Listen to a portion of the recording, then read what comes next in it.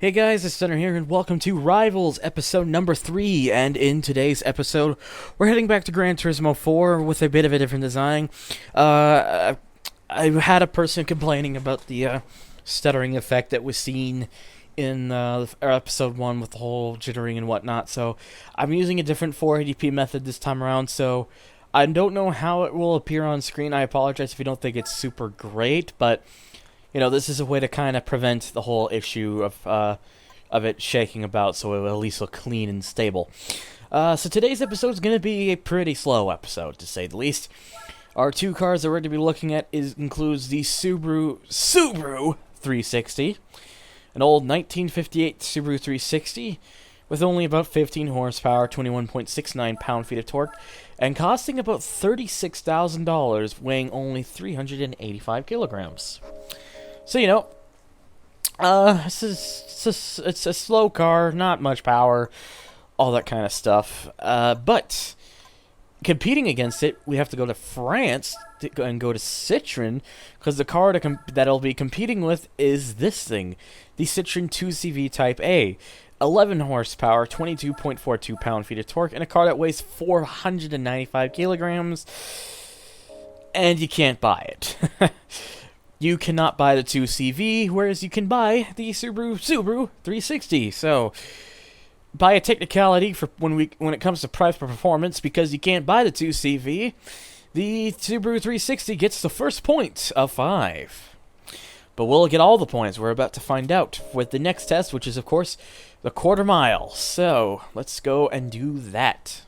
So, before I just quickly get to the quarter mile and top speed, I'm going to show a little trick. Now, both the 2CV and the Subaru 360 have special colors in this game. Both of them have, a bit of a unique color, and I'm going to show you how you can access them in the arcade mode, because in the arcade mode, you can't normally access it, but I'm going to show you how. So, what you want to do is take any car, and on the color select screen, go all the way to the right.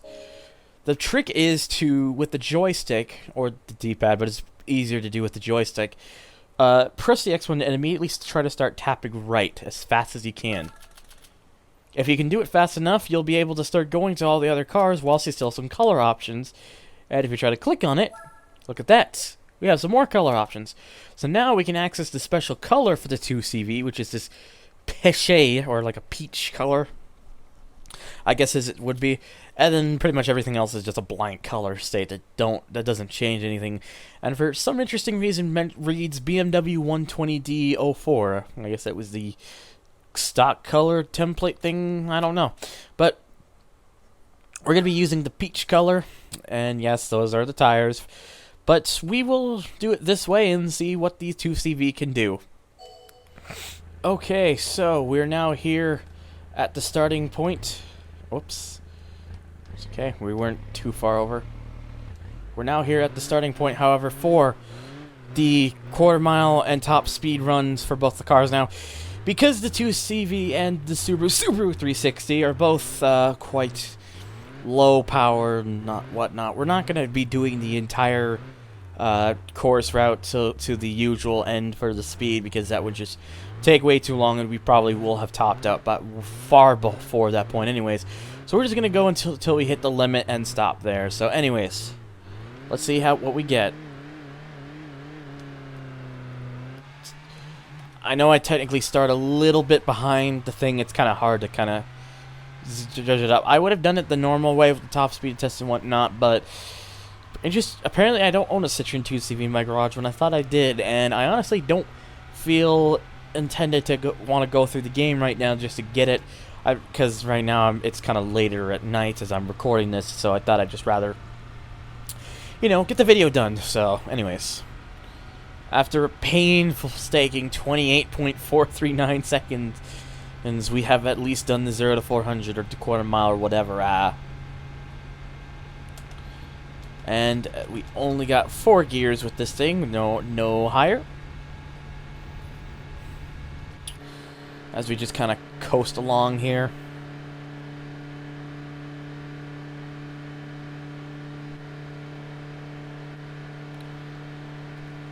It's pretty boring, I'd say. We're only doing about 55.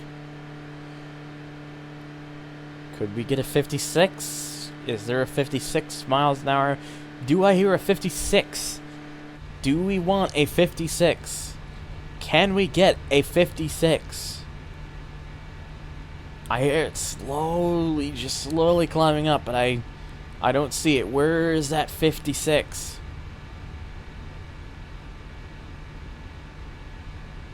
Though, I guess we're not going to get a 56, are we? And now we're dropping speed. Come on, 56. There we go. Thought I'd just do that real quickly to try to get the thing to go 56. So, yep. We'll stop it there. So that's both the times and the time and the speed set by the 2CV. Now let's go see how the Subaru 360 will do. Okay, so now it is time for the Subaru 360 to try to beat the speed and time set by the 2CV. Can it do it? We're about to find out now. This, by the way, of course, is the special color for the 360 rather than being like a peach color or whatever for the 2CV. It's a nice, like, World Rally blue, similar to what you would kind of see on the likes of the Subaru Impreza and whatnot. But it doesn't seem to be very quick. In fact, it actually kind of feels to be a bit slower in acceleration, which is a bit odd, because it, it weighs quite a bit less, and also, I think it also has a little bit more torque, but no. Only a 29.471. It's slower in the quarter mile. And the 2CV is a front-wheel drive car, and this is a rear-wheel drive car, rear engine as well. So you'd think it would be a little bit quicker, considering, less weight. I think it has a little bit less torque, but it has a little more horsepower too, and less weight. So really, that should be kind of balancing out. And again, this is only a 3-gear car rather than 4, and can only do about 50 miles an hour. So in both the quarter mile and the top speed, it loses to the 2CV, meaning that the 2CV is now up 2-1, having been faster in both the 0 to 400 and a better top end of 56 versus just 50 for the Subaru 360. So now it's time for the lap. Now, since the Subaru 360 is now down, we're going to be letting it go first to set the lap time, and we're going to be setting that here at Motorland, which is, a rather small track with, some corners and everything, and I feel like this would be a pretty good track, because here it wouldn't be taking, way too long or nothing, and then we can just kind of, get a good idea where these cars will do. Now, if we're judging by the handling aspect, on paper, the 360 should be better because, lighter weight to carry around and rear-wheel drive and also rear engine, so oversteer would be more possible with this thing. I can't imagine with the little bit of power that this car has that it would actually even get much wheel spin at all, but, we'll see.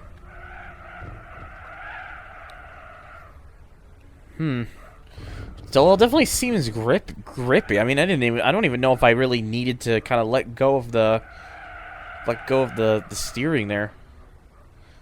Definitely moves on its own, and yep, okay, shifting down the second's bad idea because I'm still going too fast to really warrant needing to shift down there. So yeah, these even around a little track like Motorland, it takes these cars, over a minute. It'll probably be taking these cars over a minute to finish the lap. I mean, as we're about to come up here, so we've already now been doing this for a little over a minute with the Subaru 360. With a 1 minute 8.613 being our first lap time set by the Subaru 360.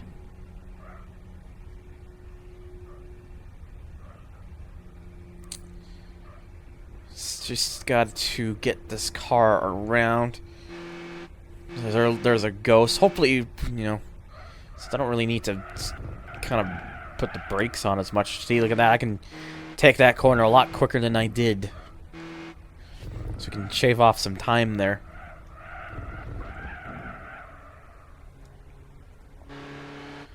Yeah. I don't really usually drive this track. I don't think a lot of people are really used to driving around in Motorland. It's a pretty small track, and it seems more suited for some of the slower cars like this. Some of the really fast cars wouldn't really benefit much from this because it's just too short of a track.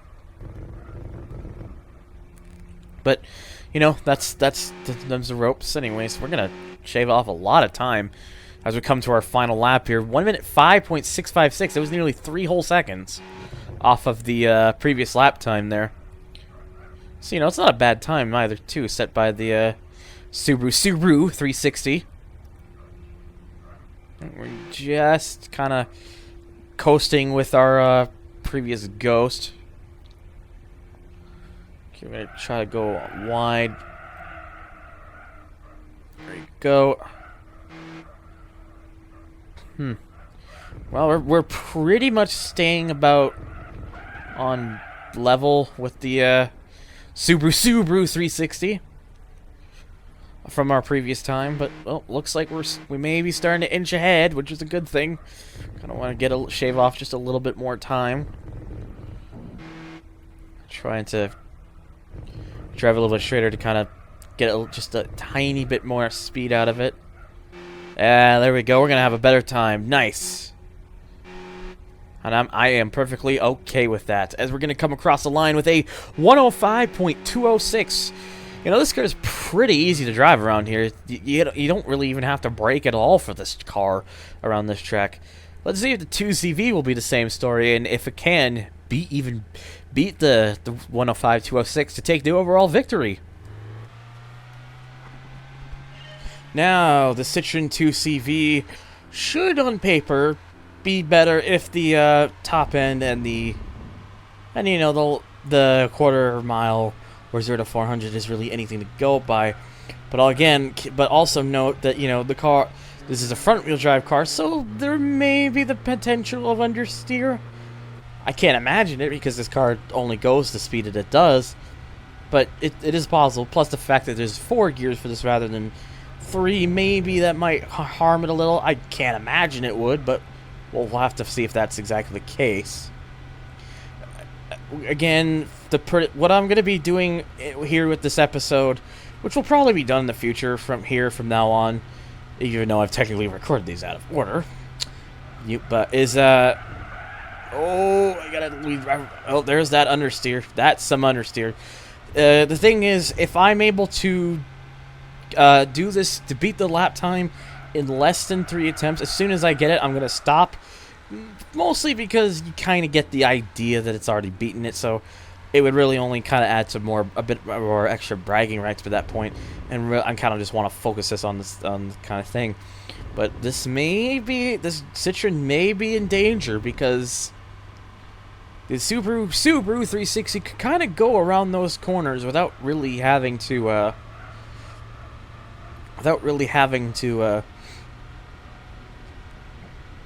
brake for that corner, but the Citroen, with all that understeer, does have to. I mean, that was a 111.317, which isn't very pretty.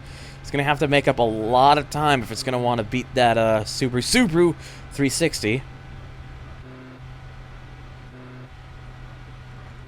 And honestly, I just don't quite think the 2CV is gonna be able to do it, because this corner it doesn't quite have the same turning radius. And I could definitely have a better exit if I decide to put it in 3rd gear down there rather than 4th. So maybe I might be able to, you know, shake off, you know, a little bit more time. But it's it might be just not enough. Around a lot of these corners, that 4th gear is feeling kind of hopeless.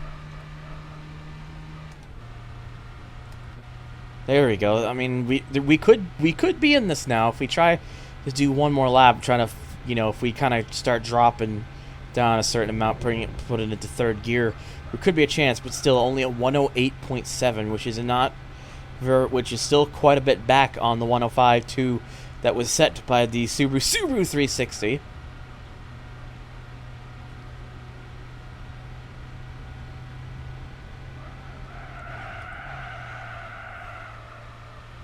Gonna try to do 3rd gear.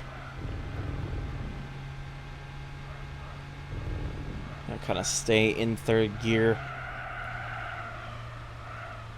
But we're, interestingly enough, behind our time. So yeah, it looks like the 2CV, just the gearing and maybe the hills a bit too, kind of really hurt the 2CV here. It's just not pulling its weight as much as the Subaru 360 did. So looks like we're in the danger here.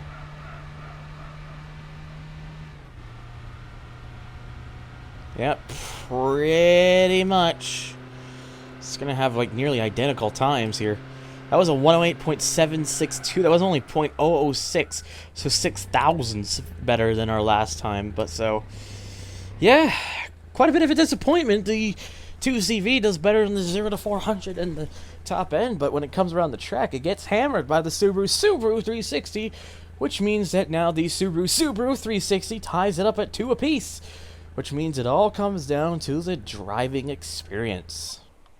And, well, you know, both these cars are slow. Both these cars are very slow. But again, they have such a little power, so you kind of expect it. And, but, both these cars kind of deliver their own kind of thing. And yes, I know the videos aren't moving. There is a reason for that. Both of the cars, they kind of, they do the kind of, similar kind of feel when it comes to performance. The Citroen being faster, and I guess in a straight line, and the Subaru being better on corners. But there was one noticeable thing that really stuck out between the two cars when I tested them around Motorland. One of the cars I had to brake for corners, or else it was going to go wide off the track. One of them I didn't. One of them was sharper, one of them was more precise, one of them was smoother, one of them just, kind of felt more forgiving to get into, and that, well, happens to be the Subaru 360. And I'm going to do the thing real quick so I can get the color to show you, just to prove that, it's not just a Citroen 2CV thing. But, I just think the Subaru 360 is just, its drivetrain might have helped it a lot, and it just weighs less. It's just nicer to get around the track, and the lap time showed that the Subaru 360 makes it a better choice for when it comes to stuff like that. So, my driving experience point obviously, what is going on? My honest personal driving experience point goes to the Subaru 360, which means that when it comes down to it, the Subaru 360 takes the win. Yeah, so final score comes to a 3-2 victory for the Subaru 360.